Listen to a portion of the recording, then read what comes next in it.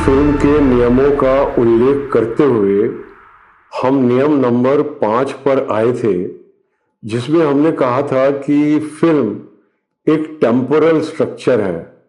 Film का जो structure है, जो उसका ढांचा है, जो उसका तत्व है, वो समय है।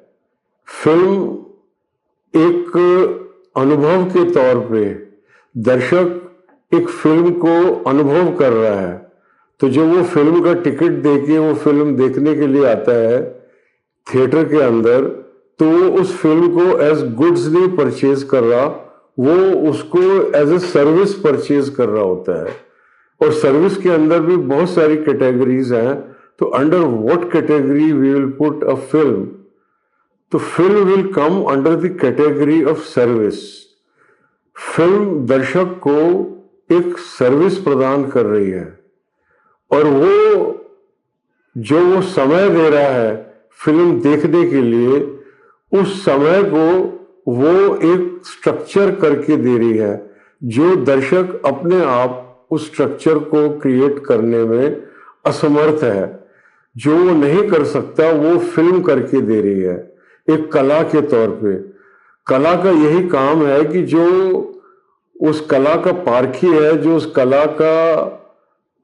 कला का रस ले रहा है, उस व्यक्ति को वो अनुभव कराए, जिस अनुभव को वो करना तो चाहता है लेकिन करने में असमर्थ है।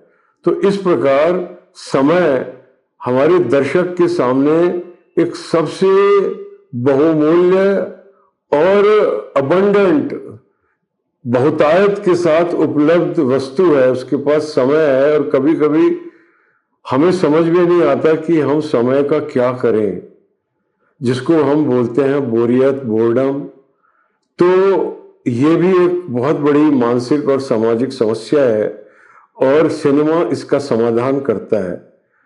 जब हम एक फिल्म देखते हैं तो हम उसको एक समय देते हैं, चाहे हम उसको बड़े पर्दे पे देखें और चाहे हम उसको ओटीटी या किसी और प्रकार से देखें, लेकिन उसको कंज्यूम करने के लिए हमको एक समय देना होगा। जब भी हम कोई फिल्म को देखेंगे तो उसकी ड्यूरेशन लिखी हुई आएगी उस फिल्म के साथ में, ये इसकी ड्यूरेशन है। इसी प्रकार से हम कोई भी डांस परफॉर्मेंस देखेंगे या म्यूजिक परफॉर्मेंस देखेंगे तो उसके साथ उसकी ड्यूरेशन आएगी।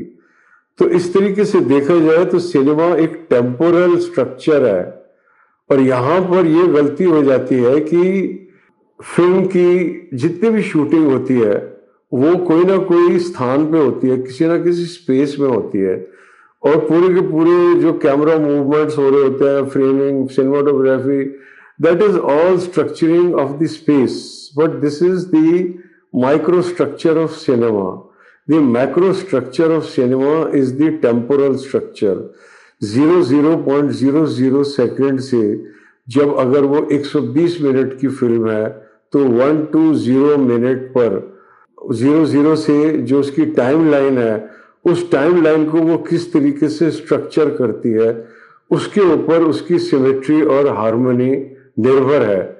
और इस समय में उसको अपने कथानक को भी दर्शकों को प्रस्तुत करना है। कथानक का अर्थ हुआ the plot, the story line, the basic story line, and the plot means the basic conflict of the film. उसको एक नैरेटिव फॉर्मेट के अंदर लाकर उसको दर्शकों को प्रस्तुत करना है। But this format is a temporal format. तो इसको किस प्रकार से सिमेट्रिकल और हार्मोनियस बनाया जाए, उसकी पहली जो टूल है वो है प्रमाइस। अगर हमारे पास में एक प्रमाइस होगी, प्रमाइस का अर्थ है कि जब फिल्म अंत होगी, जब रोलिंग टाइटल चल रहे होंगे, जब दर्शक किसी संगीत अथवा गीत के साथ धीरे धीरे उठकर हॉल के बाहर जा रहे होंगे, तो उनके साथ क्या हैंगओवर होगा, क्या भावनात्मक और वैचारिक हैंगओवर के साथ वो ऑडिटोरियम के बाहर निकलेंगे, और वो हैंगओवर कब तक लास्ट करेगा, that will depend on the premise of the film. Premise का मतलब हुआ कि कम से कम शब्दों में, एक वाक्य में ये कहना कि फिल्म क्या कहना चाहती है, फिल्म बनाने का उद्देश्य क्या है, इस कहानी से हमको क्या नैतिक शिक्षा मिलती है। शोले जैसी भी out and out commercial film, जिसको हम चाहे हम उसको कितना भी चाहें, उस पिक्चर को हम कितना भी लाइक करें, लेकिन हम इस बात से इनकार नहीं कर सकते कि वो एक out and out commercial picture है। उसके अंदर हम किसी प्रकार की कलात्मकता देखने को उत्सुक नहीं है। हम उस फिल्म को केवल मनोरंजन के लिए देखना चाहते हैं, लेकिन हमें इस बात का अंदाजा नहीं है कि वो एक बहुत ही सिमेट्रिकल और हार्मोनियस स्ट्रक्चर है, जिसकी प्रमाइस है God helps those who help themselves. Film का प्रोटैगनिस्ट है ठाकुर बलदेव सिंह, जिसकी ड्रामेटिक नीड है डाकू गब्बर सिंह का खात्मा, लेकिन वो अपनी ड्रामेटिक नीड को पूरा नहीं कर सकता, क्योंकि ना तो उसके पास वर्दी रही और ना ही उसके पास वो दो हाथ जिनसे कि वो उससे प्रतिशोध ले सकता। तो उन दो हाथों के बदले वो दो नायकों को हायर करता है, जय और वीरू को। जय और वीरू को ठाकुर बलदेव सिंह की ड्रामेटिक नीड से, उसके कैरेक्टर से, उसके गांव से, गब्बर सिंह से, रामगढ़ से कोई नहीं लेना देना। उनका बस काम है ईट ड्रिंक बी मैरी और गाने गाओ, ये दोस्ती हम नहीं तोड़ेंगे।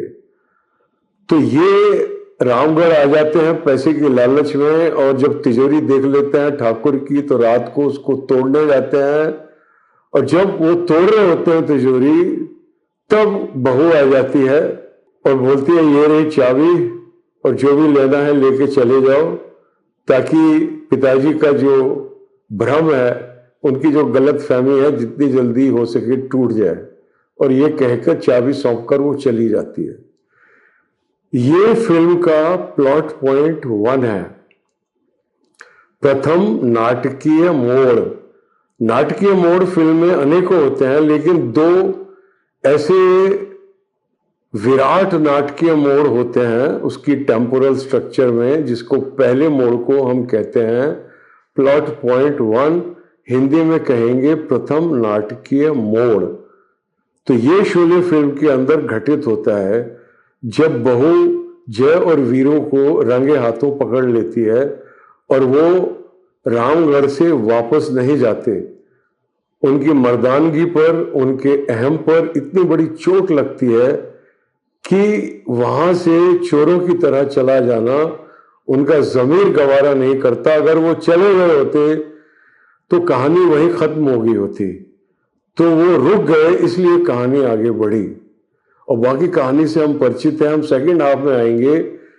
एक ऐसा टाइम आता है कि जो पात्र सचिन प्ले कर रहा है वो खच्चर के ऊपर मरा हुआ लौट के आता है, उसको मरे हुए के साथ में एक संदेश है गब्बर सिंह का कि अगर तुमने जय और वीरू का साथ नहीं छोड़ा, अर्थात उनको गांव से निष्कासित नहीं किया, तो तुम्हारा भी एक एक करके यही हाल होगा।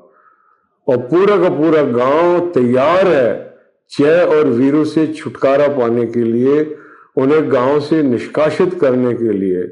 और जय और वीरू अगर गांव से चले गए तो कहानी वहीं पर ढह जाएगी, वहीं पर खत्म हो जाएगी। तो ये फिल्म का प्लॉट पॉइंट 2 है। जो ए.के. हंगल का चरित्र है इमाम का, वो आके बोलता है कि मैं अल्लाह से दुआ मांगूंगा कि मुझे और औलाद क्यों नहीं दी, ताकि मैं उसको भी कुर्बान कर देता। उसके ये बोल सुनकर गांव वालों का जमीर जागता है और वो जय और वीरू को रोक लेते हैं। तो ये फिल्म का प्लॉट पॉइंट 2 है। अब इसमें सिमेट्री कहां से आ रही है? सिमेट्री आ रही है कि जो भी फिल्म की टाइमलाइन होगी, जो भी फिल्म की ड्यूरेशन होगी, उसका जो मिड पॉइंट होएगा temporal, that will be the interval point. Interval point will take place in the segment called the confrontation. Film एक 3 एक्ट स्ट्रक्चर है। उसका जो पहला एक्ट है वो है सेटअप। जिस प्रकार से जब कहीं पर भी एक सर्कस आता है तो सर्कस वाले पहले अपने तंबू को सेटअप करते हैं, उस तंबू को खूंटे से गाड़ते हैं, बाकी सब सामग्री को लगाते हैं ताकि वो शो जो वो करेंगे उस शो को प्रस्तुत किया जा सके। तो ये सेटअप जो है इसको हम हिंदी में कह सकते हैं बुनियाद, आधार। तो पहले खंड में पहले सेक्शन में फिल्म का आधार रखा जाता है और फिर आता है प्लॉट पॉइंट 1 और जिसके बाद में फिल्म का दूसरा सेगमेंट चालू होता है जिसको अंग्रेजी में कहते हैं कॉन्फ्रंटेशन और हिंदी में हम कहेंगे संघर्ष। और फिर ये संघर्ष जो है ये सेटअप और तीसरे खंड से दुगना होता है और हम हिंदी सिनेमा में इसके बीचों बीच एक इंटरवल पॉइंट भी देते हैं। तो ये कॉन्फ्रंटेशन का सेगमेंट चलता है प्लॉट पॉइंट 2 तक और प्लॉट पॉइंट 2 आता है नाटकीय मोड़ द्वितीय, प्रमुख नाटकीय मोड़ द्वितीय। यहां पर जो फिल्म है वो अपने रेजोल्यूशन के रास्ते पर दौड़ने लग जाती है जिसका अंत क्लाइमैक्स में होता है। क्लाइमैक्स अप्रत्याशित रूप से घटित नहीं होती, क्लाइमैक्स तक पहुंचने के लिए फिल्म का एक मोमेंटम होता है और यहीं पर फिल्म की सिमेट्री आ जाती है कि शुरुआत से प्लॉट पॉइंट 1 जितने समय दूर है उतने ही समय दूर प्लॉट पॉइंट 2 दी एंड से होना चाहिए। यानी कि अगर प्लॉट पॉइंट 1 40वें मिनट पर घटित हो रहा है फिल्म शुरू होने के बाद, तो प्लॉट पॉइंट 2 फिल्म अंत होने से 40 मिनट पहले घटित हो जाना चाहिए। यदि ऐसा होगा तो दर्शकों को पता भी नहीं पड़ेगा, लेकिन और कहानी भी वही चल रही होगी, लेकिन जो उसका स्ट्रक्चर होगा वो बहुत ही सिमेट्रिकल और हार्मोनियस होगा। और हम इसको फिल्म का जो मैक्रो स्ट्रक्चर है, जो उसका स्ट्रक्चर है इन टाइम, उसके अंदर ये स्क्रीन प्ले भी अनफोल्ड हो रहा है और उसके साथ साथ उसका साउंड डिजाइन भी अनफोल्ड हो रहा है। और माइक्रो स्ट्रक्चर में 24 फ्रेम्स पर सेकेंड के हिसाब से पर्दे पर स्टिल्स भी प्रोजेक्ट हो रही हैं और इन सब के संयोग से जो हम अनुभव कर रहे हैं सिनेमा का वो अनुभव घटित हो रहा है।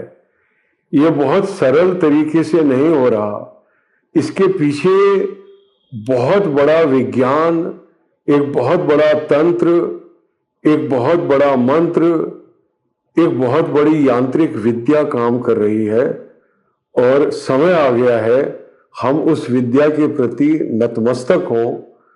और ये जो कुकुरमुत्तों की तरह हर व्यक्ति खड़ा हो गया है, जैसे बरसात में कुकुरमुत्ते उगाते हैं, मेंढक टर्राते हैं, इस प्रकार हर व्यक्ति YouTube पर आकर फिल्म क्रिटिक बन रहा है।